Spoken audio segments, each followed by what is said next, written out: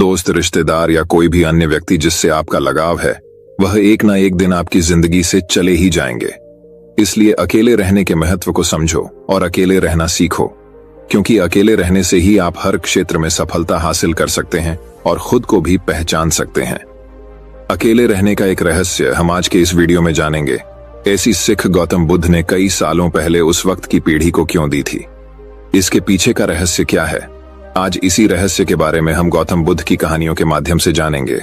तो बिना देर किए चलिए उन कहानियों की शुरुआत करते हैं।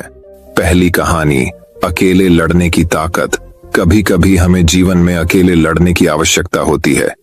ये कहानी एक ऐसे लड़के की है जो अपने लक्ष्य की ओर आगे बढ़ने के लिए अपनी अकेलापन को एक सुनहरा अवसर बनाता है। एक समय की बात है, एक छोटे से गांव में एक लड़का रहता था। वह बहुत सपने देखता था और अपने लक्ष्यों की प्राप्ति के लिए प्रयास करने का निरंतर जुनून रखता था, परंतु उसके पास न कोई साथी था, न कोई मार्गदर्शन करने वाला। उसके परिवार में भी उसकी सपनों को समझने वाला कोई नहीं था। इसलिए उसे लगता था कि वह अकेलेपन की जंजीरों में बंद है और उसके सपने अधूरे रहेंगे। फिर भी उसने निरंतर मेहनत की और अपनी आत्मविश्वास की आवाज को बुलंद किया। उसकी इच्छा शक्ति और संघर्ष ने उसे सही दिशा में आगे बढ़ाने की शक्ति दी। एक दिन उसे अपने गांव के बाहर एक पुस्तकालय का पता चला। वह आश्चर्यचकित हुआ, क्योंकि उसे पहले कभी ऐसी जगह नजर नहीं आई थी। धीरे धीरे उसने उस पुस्तकालय के दरवाजे पर कदम रखा। वहां जाकर उसने देखा कि लोग पुस्तकों के बीच खोए रहते हैं और वहां की शांतिपूर्णता और ज्ञान के वातावरण ने उसे संतुष्ट कर दिया। अपनी उत्कृष्टता को पहचानते हुए उसने निर्णय लिया कि वह पुस्तकालय में समय बिताएगा। धीरे धीरे वह पुस्तकालय की विभिन्न किताबों को पढ़ने लगा और नई दुनिया की खोज में निकल पड़ा। दिनों बिताने के साथ साथ उसका ज्ञान बढ़ता गया और वह अच्छे लेखकों और दर्शकों के साथ रिश्ते बनाने लगा। इसी के साथ उसने लिखने का भी मन बना लिया। उसने कई लेख लिखे, जिसमें से उसका एक लेख प्रकाशित हुआ और उसे अवसर मिला अपने लेखकीय कौशल को दुनिया के सामने प्रदर्शित करने का। वह लड़का जिसने कभी अकेलापन को एक रुकावट समझा था, अब एक प्रेरणादायक उदाहरण बन गया। लोग उसे मान्यता देने लगे और वह लड़का अपने लक्ष्यों की ओर अग्रसर होने में सफल हुआ। इस कहानी से हमें यह सीख मिलती है कि अकेलेपन को एक सुनहरा अवसर बनाने के लिए हमें संघर्ष करना चाहिए। हमारी संयमितता, समर्पण और मेहनत हमें अपने लक्ष्यों की प्राप्ति की ओर आगे बढ़ा सकती है। तो दोस्तों, अब चलिए हमारे दूसरी कहानी की शुरुआत करते हैं। दूसरी कहानी, जीवन में कुछ बड़ा करना हो तो बड़ी रखो सोच, तभी सफलता भी होगी बड़ी। आज की यह कहानी इस बात पर आधारित है कि जीवन में अगर कुछ बड़ा करना है तो व्यक्ति को अपनी सोच बड़ी रखनी चाहिए। अगर व्यक्ति के सपने बड़े होंगे तभी सफलता भी बड़ी होगी। इसके लिए व्यक्ति को बड़ा सोचना होगा। आइए सुनते हैं यह प्रेरक कहानी। एक व्यक्ति था जो गरीब परिवार में रहता था। वह बहुत दिनों से नौकरी की तलाश कर रहा था, लेकिन उसे अपने शहर में नौकरी नहीं मिल पा रही थी। ऐसे में उसने दूसरे शहर में किस्मत आजमाने का फैसला किया। उसने अगले ही दिन ट्रेन पकड़ी और दूसरे शहर की तरफ निकल गया। उसकी मां ने एक टिफिन बॉक्स में रोटियां रख कर दी। वह इतना गरीब था कि उसके घर में सब्जी नहीं बनती थी। ऐसे में बस उसकी मां ने रोटियां ही दी थीं। जब उसका आधा सफर तय हो गया तब उसे भूख लगी। उसने टिफिन निकाला और रोटियां खाने लगा। जैसे वो रोटी खा रहा था, उससे उसके आसपास बैठे लोग उसे देख रहे थे। वह पहले रोटी तोड़ता, फिर टिफिन में कुछ घुमाकर कौर को मुंह में डालता। ऐसा लग रहा था मानो वह रोटी के साथ सब्जी भी खा रहा है। लोग उसे हैरान होकर देख रहे थे। वो ऐसा क्यों कर रहा था उन्हें समझ नहीं आ रहा था। लोग उसे ऐसे ही देख रहे थे, लेकिन एक व्यक्ति ने उससे पूछ ही लिया, भाई, तुम्हारे टिफिन बॉक्स में बस रोटियां ही हैं, तो उसे टिफिन में घुमाकर मुंह में क्यों डाल रहे हो? युवक ने जवाब दिया कि हाँ, मेरे पास केवल रोटी है, लेकिन इस खाली टिफिन में रोटी घुमाकर मैं यह सोच रहा हूं कि मैं रोटी के साथ अचार भी खा रहा हूं। व्यक्ति ने पूछा कि क्या इससे उसे अचार का स्वाद आ रहा है? युवक ने कहा कि मैं रोटी अचार सोचकर खा रहा हूं तो मुझे स्वाद भी आ रहा है। जब उसके आसपास बैठे लोगों ने बात सुनी तो एक व्यक्ति ने बोला कि अगर सोचना ही था तो अचार ही क्यों सोचा, मटर पनीर या शाही पनीर सोच लेते। इस तरह तुम उन सब्जियों का भी स्वाद ले पाते बड़ा सोचो तभी सफलता बड़ी मिलेगी। अगर व्यक्ति के सपने बड़े होंगे तभी सफलता भी बड़ी होगी। इसके लिए व्यक्ति को बड़ा सोचना होगा। तो दोस्तों, अब चलिए हमारे तीसरी कहानी की शुरुआत करते हैं। तीसरी कहानी, सफलता का मार्ग। इस कहानी में हम एक युवा लड़के की कहानी सुनते हैं जो अपने सपनों की पूर्ति के लिए संघर्ष करता है। यह कहानी हमें यह बताती है कि सफलता के लिए हमें संघर्ष करना होता है और हमारी मेहनत, समर्पण और परिश्रम के बिना हम सफल नहीं हो सकते। एक बार की बात है, एक छोटे से गांव में एक युवा लड़का अपने गरीब माता पिता के साथ परिवार में रहता था, जहां आर्थिक संकट के दिन चलना सामान्य था। लड्डी डीके के मन में बड़े बड़े सपने थे। वह एक सफल व्यापारी बनना चाहता था। लड़का रोजाना ग्रंथालय जाता था और किताबें पढ़कर अपने ज्ञान को बढ़ाता था। उसके पास कुछ भी धन नहीं था, लेकिन उसने किसी भी मुसीबत को हराने का संकल्प बनाया था। उसने एक छोटे से दुकान में काम करना शुरू किया और अपनी मेहनत और समर्पण से अपनी कमाई बचाने लगा। वह दिन रात मेहनत करता, धैर्य रखता और निरंतर अपने लक्ष्य की ओर बढ़ता रहता। ढके के माता पिता उसके सामरिकता और परिश्रम को देखकर गर्व महसूस करते थे और उसे हमेशा समर्थन देते थे। समय बीतता गया और लड़का बड़ा हो गया। वह जहां काम करता था उसने अपने बचत के पैसे से वही व्यापार करना शुरू कर दिया। देखते ही देखते वह अब एक सफल व्यापारी बन चुका था, जिसने अपने सपनों को हकीकत में बदला था। उसने अपनी दुकान को बड़ा कर दिया, कर्मचारियों को रखा और अपने व्यापार को नई ऊंचाइयों तक पहुंचाया। लड़के की कठिनाइयों और संघर्षों भरी यात्रा उसे यह सिखाती रही कि सफलता पाने के लिए हमें धैर्य और संघर्ष करना होता है। धन, सामर्थ्य या सामग्री की कमी होने के बावजूद लड्ढका अपने सपनों को प्राप्त करने के लिए सदैव मेहनत करता रहा और अपने लक्ष्य के प्रति समर्पित रहा। इस कहानी से हमें यह अद्भुत संदेश प्राप्त होता है कि सफलता पाने के लिए हमें निरंतर प्रयास करना चाहिए। हमें अपने सपनों की प्राथमिकता देनी चाहिए और उन्हें हासिल करने के लिए हमेशा मेहनत और समर्पण दिखाना चाहिए, चाहे जीवन के किसी भी क्षेत्र में हो। संघर्ष और परिश्रम हमारी सफलता की मुख्य चाबी होती है। तो दोस्तों, अब चलिए हमारे चौथी कहानी की शुरुआत करते हैं। चौथी कहानी, सपनों की उड़ान। इस कहानी में हम एक छोटे से गांव की बच्ची की कहानी सुनते हैं जो अपने सपनों को पूरा करने के लिए कठिनाइयों का सामना करती है। एक छोटे से गांव में लक्ष्मी नाम की एक बच्ची रहती थी। वह बहुत ही संवेदनशील और सपनों की दुनिया में खोई रहने वाली थी। लक्ष्मी के दिल में एक सपना था कि वह एक दिन अपने गांव को ऊंचाइयों तक ले जाएगी और उसे खुशहाली और सम्मान की ऊंचाइयां प्राप्त होंगी। लक्ष्मी के पास गरीबी के कारण कई कठिनाइयां थीं। उसके परिवार को रोजगार की कमी थी और उन्हें बुनियादी आवश्यकताओं को पूरा करने के लिए संघर्ष करना पड़ता था। लेकिन लक्ष्मी नहीं हारी। वह हमेशा अपने सपनों के पीछे लगी रहती थी। उसका पहला कदम उसने शिक्षा में आगे बढ़ाकर उठाया। गांव में उसके स्कूल नहीं था, लेकिन उसने खुद को पढ़ाई के लिए समर्पित कर दिया। वह दूसरे गांव जाती और पढ़ाई के लिए पूरी मेहनत करती। संघर्ष और कठिनाइयों के बावजूद वह अपने लक्ष्य की ओर बढ़ रही थी। लक्ष्मी की दृढ़ता और मेहनत ने उसे सफलता की ओर ले जाया। उसने अपनी पढ़ाई पूरी की और उच्च शिक्षा हासिल की। जब वह वापस अपने गांव लौटी तो उसने गांव के लिए प्राइवेट स्कूल शुरू किया। वह हर बच्चे को शिक्षित करना चाहती थी। उसका पढ़ाने का तरीका बेहद अनोखा था, जिसके कारण वहां के बच्चे बुद्धिमान बनने लगे। लक्ष्मी के संघर्ष और प्रगति की कथा गांव के लोगों को प्रेरित करने लगी। वह उनकी आदर्श बन गई और उन्होंने भी अपने सपनों की पूर्ति के लिए मेहनत करना शुरू कर दिया। इस तरह लक्ष्मी ने अपने गांव को ऊंचाइयों तक ले जाने में सहायता की और लोगों को आर्थिक और सामाजिक रूप से सशक्त बनाया। यह कहानी हमें सिखाती है कि हमें अपने सपनों के पीछे दृढ़ता से खड़े होना चाहिए। कठिनाइयों के बावजूद हमें अपनी मेहनत और समर्पण बनाए रखने की आवश्यकता होती है। जब हम अपने सपनों के प्रति विश्वास रखते हैं और मेहनत करते हैं तो हम आपातकाल में भी सफलता की ओर बढ़ सकते हैं। तो दोस्तों, अब चलिए हमारे पांचवी कहानी की शुरुआत करते हैं। पांचवी कहानी, कमजोरी का महत्व। यह कहानी एक मुख्य चरित्र की है जो अपनी कमजोरी से लड़ता है और खुद को विजयी साबित करता है। एक गांव में एक युवा लड़का रहता था। उसका नाम विजय था। विजय बचपन से ही कमजोर था और इसकी वजह से उसे गांव के लोगों में हमेशा हास्य का पात्र बनना पड़ता था। अपनी कमजोरी के कारण विजय आत्मविश्वास खो बैठा था और उसकी पढ़ाई, खेलकूद या किसी अन्य क्षेत्र में सफलता हासिल करने की कोशिशें बार बार नकार दी जाती थीं। एक दिन एक बुद्धिमान आदमी विजय के पास आया और उसे देखकर समझ गया कि विजय के पास अद्भुत क्षमताएं हैं। यह आदमी उसे मार्शल आर्ट्स के एक गुरु के पास ले गया। गुरु ने विजय को प्रेरित किया और उसे अपनी कमजोरी को स्वीकार करने की सीख दी। उसने विजय को यह बताया कि हर कोई कमजोरी रखता है, लेकिन महत्वपूर्ण है कि हम इसे कैसे स्वीकार करते हैं और इससे अपना फायदा कैसे उठाते हैं। विजय ने गुरु के उपदेश को मान्यता दी और अपनी क्षमताओं का उपयोग करने लगा।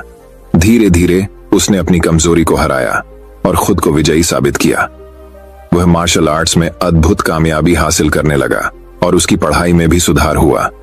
उसने अपने जीवन में सफलता की छोटी छू ली। इस कहानी से हमें यह बात सिखाई जाती है कि हमारी कमजोरियां हमारी योग्यताओं को कम नहीं कर सकती।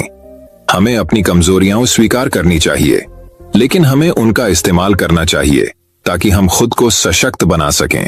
हमारे अंदर छिपी हुई क्षमताओं को पहचानना और उन्हें सही दिशा में उपयोग करना हमें सफलता तक पहुंचा सकता है। यह कहानी हमें यह भी सिखाती है कि हमें हमेशा अपने सपनों की पूर्ति के लिए अपनी क्षमताओं का उपयोग करके आगे बढ़ना चाहिए। तो दोस्तों, अब चलिए हमारे छठी कहानी की शुरुआत करते हैं। छठी कहानी, निरंतरता का महत्व। यह कहानी एक खिलाड़ी की है जो निरंतरता और समर्पण के माध्यम से सफलता प्राप्त करता है। यह कहानी एक जुझारू खिलाड़ी की है जिसका नाम रजत है। रजत बचपन से ही क्रिकेट के शौकीन थे और उन्हें सपना था कि वह अपने देश की टीम में खेलें। वह हमेशा अपने लक्ष्य को प्राप्त करने के लिए निरंतर और समर्पित रहता था। रजत के पास कोई प्रशिक्षक नहीं था, लेकिन वह हमेशा दिल से खेलते थे और प्रतिदिन क्रिकेट के क्षेत्र में समय बिताते थे। उनके दोस्त उन्हें हमेशा प्रोत्साहित करते थे और उनके साथ खेलने में सहायता करते थे। जब रजत अपने स्कूल के क्रिकेट टीम में चयनित हुए तो उनकी खुशी की कोई सीमा नहीं रह गई। उन्होंने अपने दम पर कई मैच जीते और बार बार अपनी क्षमता को साबित किया, लेकिन इस बीच रजत को भी कठिनाइयों का सामना करना पड़ा। वे कई मैचों में खारिज हो गए और कुछ बार वे हार भी गए। इसे देखकर रजत हिम्मत नहीं हारे और उन्होंने और अधिक मेहनत की।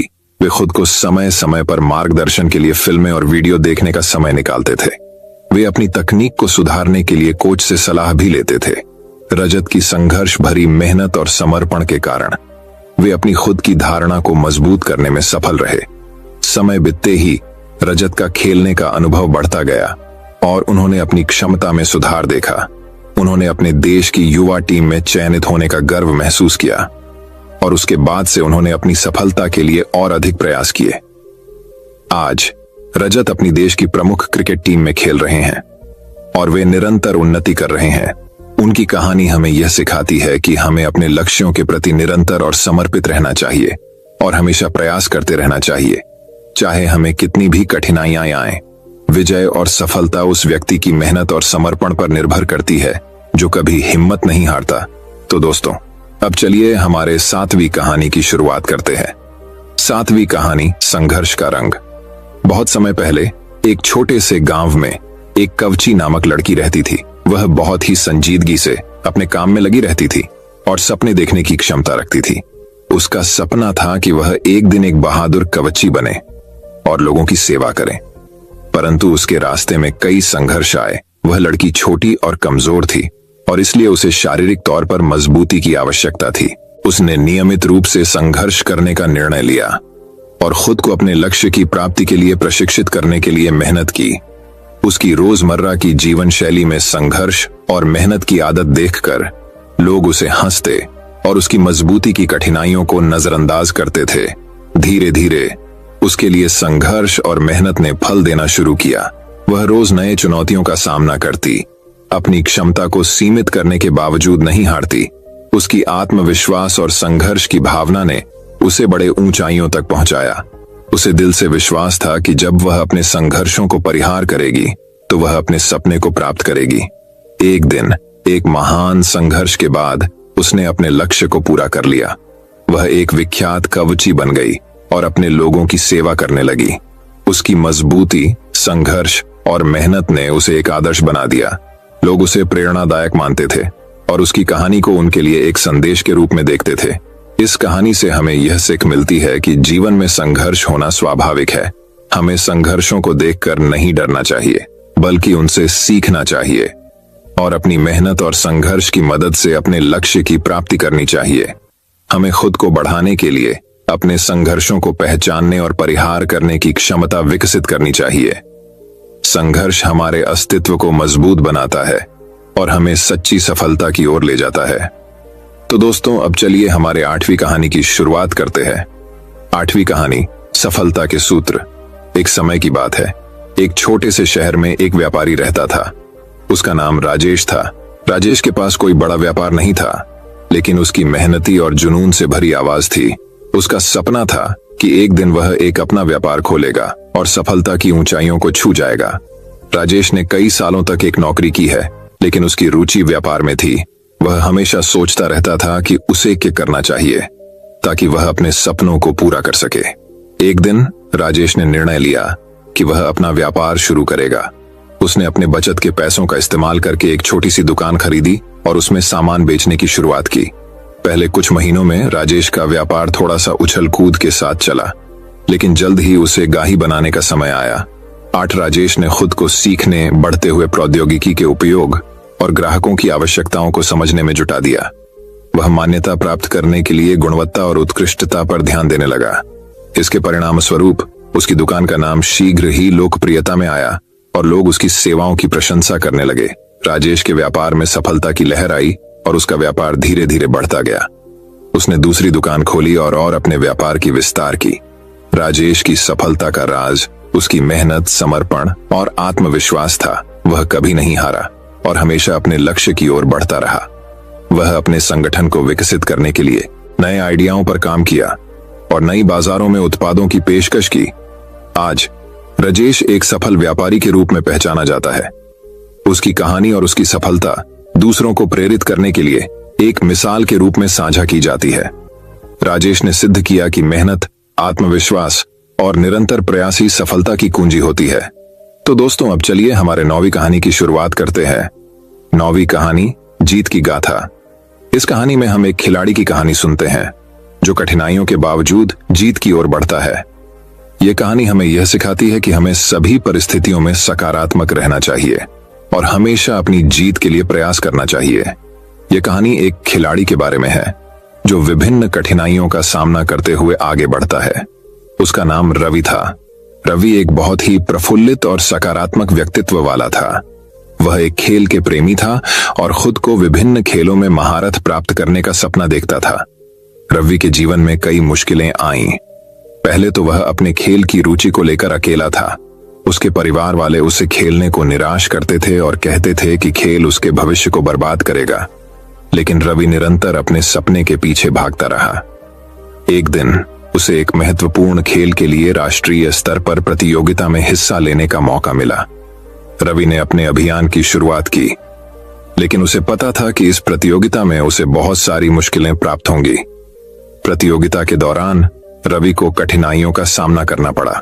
वह अपनी प्रदर्शन क्षमता में कमी महसूस कर रहा था और एक समय ऐसा आया जब उसे लगा कि उसकी हार तय हो चुकी है, लेकिन उसने हार मानने की बजाय सकारात्मक सोचने का निर्णय लिया। रवि ने खुद को सामर्थ्य और संयम से भरपूर महसूस करने का प्रयास किया।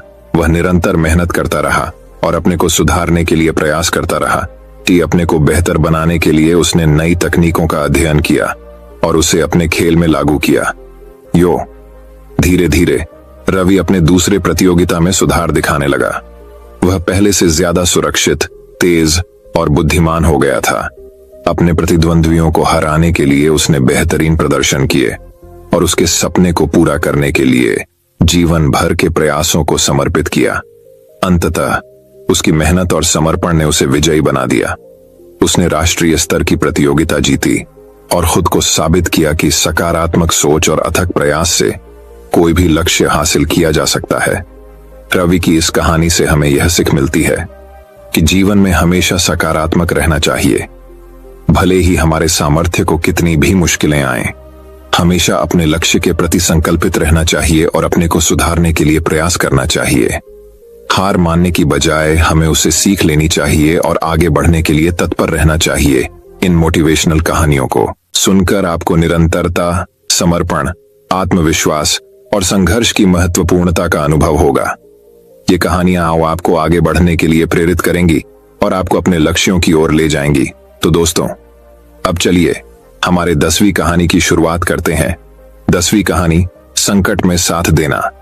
यह कहानी एक गांव की है जहां लोग एक दूसरे के सहारे जीने का तरीका सीखते हैं। एक गांव था जहां लोगों के बीच में अनूठा एक बंधन था।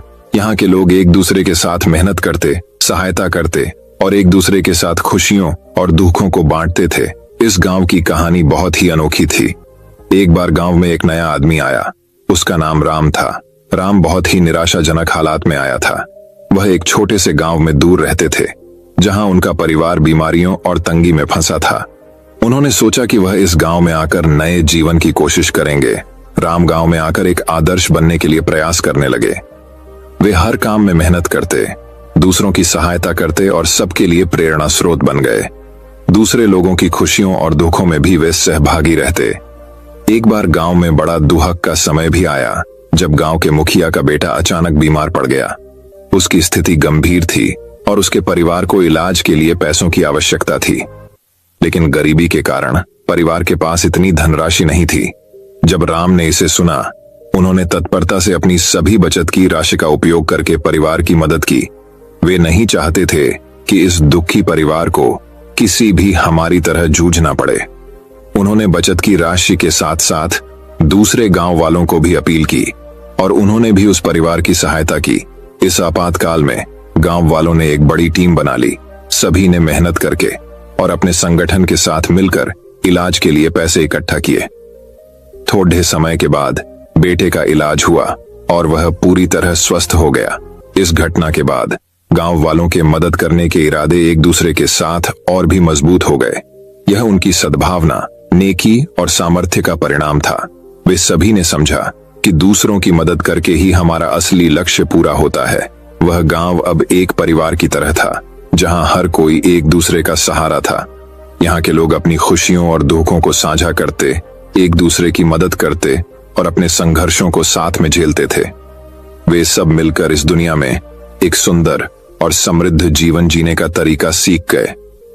तो दोस्तों, अब चलिए हमारे 11वीं कहानी की शुरुआत करते हैं। 11वीं कहानी दोस्तों बात बहुत समय पहले की है। विशाल नगर राज्य में एक बढ़ई था। वह दूर के शहर में एक सेठ के यहां काम करने गया। एक दिन काम करते करते उसकी आरी टूट गई। बिना आरी के वह काम नहीं कर सकता था और वापस अपने गांव लौटना भी मुश्किल था। इसलिए वह शहर से पास एक गांव पहुंचा। इधर उधर पूछने पर उसे लोहार का पता चल गया। वह लोहार के पास गया और बोला, भाई मेरी आरी टूट गई है, तुम मेरे लिए एक अच्छी सी आरी बना दो। लोहार बोला, बना दूंगा पर इसमें समय लगेगा। तुम कल इसी वक्त आकर मुझसे आरी ले सकते हो। बढ़ई को तो जल्दी थी, सो उसने कहा, भाई कुछ पैसे अधिक ले लो पर मुझे अभी आरी बनाकर दे दो। बात पैसे की नहीं है भाई, अगर मैं इतनी जल्दबाजी में औजार बनाऊंगा तो मुझे खुद उससे संतुष्टि नहीं होगी। मैं औजार बनाने में कभी भी अपनी तरफ से कोई कमी नहीं रखता। लोहार ने समझाया। बड़ी तैयार हो गया और अगले दिन आकर अपनी आरी ले गया। आरी बहुत अच्छी बनी थी। बड़ी पहले की अपेक्षा आसानी से और पहले से बेहतर काम कर पा रहा था। बड़ी ने खुशी से ये बात अपने सेठ को भी बताई और लोहार की खूब प्रशंसा की। सेठ ने भी आरी को करीब से देखा। इसके कितने पैसे लिए उस लोहार ने? सेठ ने बड़ी से पूछा। 10 रुपए। सेठ ने मन ही मन सोचा कि शहर में इतनी अच्छी आरी के तो कोई भी 30 रुपए देने को तैयार हो जाएगा। क्यों ना उस लोहार से ऐसी दर्जनों आरियां बनवाकर शहर में बेचा जाए। अगले दिन सेठ लोहार के पास पहुंचा और बोला, मैं तुमसे ढेर सारी आरियां बनवाऊंगा और हर आरी के 10 रुपए दूंगा, लेकिन मेरी एक शर्त है। आज के बाद तुम सिर्फ मेरे लिए काम करोगे, किसी और को आरी बनाकर नहीं बेचोगे। मैं आपकी शर्त नहीं मान सकता। लोहार बोला। सेठ ने सोचा कि लोहार को और अधिक पैसे चाहिए। वह बोला, ठीक है, मैं तुम्हें हर आरी के 15 रुपए दूंगा। अब तो मेरी शर्त मंजूर है। लोहार ने कहा, नहीं, मैं अभी भी आपकी शर्त नहीं मान सकता। मैं अपनी मेहनत का मूल्य खुद निर्धारित करूंगा। मैं आपके लिए काम नहीं कर सकता। मैं इस दाम से संतुष्ट हूं, इससे ज्यादा दाम मुझे नहीं चाहिए। बड़े अजीब आदमी हो, भला कोई आती हुई लक्ष्मी को मना करता है? व्यापारी ने आश्चर्य से बोला। लोहार बोला, आप मुझसे आरी लेंगे, फिर उसे दुगने दाम में गरीब खरीदारों को बेचेंगे, लेकिन मैं किसी गरीब के शोषण का माध्यम नहीं बन सकता। अगर मैं लालच करूंगा तो उसका भुगतान कई लोगों को करना पड़ेगा, इसलिए आपका यह प्रस्ताव मैं स्वीकार नहीं कर सकता। सेठ समझ गया कि एक सच्चे और ईमानदार व्यक्ति को दुनिया की कोई दौलत नहीं खरीद सकती। वह अपने सिद्धांतों पर अडिग रहता है। अपने हित से ऊपर उठकर और लोगों के बारे में सोचना एक महान गुण है। लोहार चाहता तो आसानी से अच्छे पैसे कमा सकता था, पर वह जानता था कि उसका जरा सा लालच बहुत से जरूरतमंद लोगों के लिए नुकसानदायक साबित होगा, और वह सेठ के लालच में नहीं पड़ता। दोस्तों, अगर ध्यान से देखा जाए तो लोहार की तरह ही हम में से अधिकतर लोग जानते हैं कि कब हमारी खुदगर्जी या लालच की वजह से बाकी लोगों को नुकसान होता है, पर ये जानते हुए भी हम अपने फायदे के लिए काम करते हैं। हमें इस स्वभाव को बदलना होगा। बाकी लोग क्या करते हैं इसकी परवाह किए बगैर हमें खुद ये फैसला करना होगा कि हम अपने फायदे के लिए ऐसा कोई काम न करें जिससे औरों को तकलीफ पहुंचती हो। तो दोस्तों, अब चलिए हमारे 12वीं कहानी की शुरुआत करते हैं। 12वीं कहानी। दोस्तों, वही एक और कहानी की शुरुआत कुछ इस प्रकार होती है। बहुत समय पहले की बात है। एक राजा को उपहार में बाज के 2 बच्चे भेंट मिले थे। वे बड़ी ही अच्छी नस्ल के थे और राजा ने कभी इससे पहले इतने शानदार बाज नहीं देखे थे। राजा ने उनकी देखभाल के लिए एक अनुभवी आदमी को नियुक्त कर दिया। जब कुछ महीने बीत गए तो राजा ने बाजों को देखने का मन बनाया और उस जगह पहुंच गए जहां उन्हें पाला जा रहा था। राजा ने देखा कि दोनों बाज काफी बड़े हो चुके थे और अब पहले से भी शानदार लग रहे थे। राजा ने बाजों की देखभाल कर रहे आदमी से कहा, मैं इनकी उड़ान देखना चाहता हूं, तुम इन्हें उड़ने का इशारा करो। आदमी ने ऐसा ही किया। इशारा मिलते ही दोनों बाज उड़ान भरने लगे, पर जहां एक बाज आसमान की ऊंचाइयों को छू रहा था, वहीं दूसरा कुछ ऊपर जाकर वापस उसी डाल पर आकर बैठ गया जिससे वो उड़ा था। ये देख राजा को कुछ अजीब लगा। क्या बात है, जहां एक बाज इतनी अच्छी उड़ान भर रहा है, वहीं ये दूसरा बाज उड़ना ही नहीं चाह रहा। राजा ने सवाल किया, जी हुजूर, इस बाज के साथ शुरू से यही समस्या है। वो इस डाल को छोड़ता ही नहीं। राजा को दोनों ही बाज प्रिय थे और वो दूसरे बाज को भी उसी तरह उड़ान देखना चाहते थे। अगले दिन पूरे राज्य में ऐलान करा दिया गया कि जो व्यक्ति इस बाज को ऊंचा उड़ाने में कामयाब होगा उसे ढेरों इनाम दिया जाएगा। फिर क्या था, एक से एक विद्वान आए और बाज को उड़ाने का प्रयास करने लगे, पर हफ्तों बीत जाने के बाद भी बाज का वही हाल था। वो थोड़ा सा उड़ता और वापस डाल पर आकर बैठ जाता। फिर एक दिन कुछ अनोखा हुआ। राजा ने देखा कि उसके दोनों बाज आसमान में उड़ रहे हैं। उन्हें अपनी आंखों पर यकीन नहीं हुआ और उन्होंने तुरंत उस व्यक्ति का पता लगाने को कहा जिसने ये कारनामा कर दिखाया था। वह व्यक्ति एक किसान था। अगले दिन वह दरबार में हाजिर हुआ। उसे इनाम में स्वर्ण मुद्राएं भेंट करने के बाद राजा ने कहा, मैं तुमसे बहुत प्रसन्न हूं, बस तुम इतना बताओ कि जो काम बड़े बड़े विद्वान नहीं कर पाए वो तुमने कैसे कर दिखाया।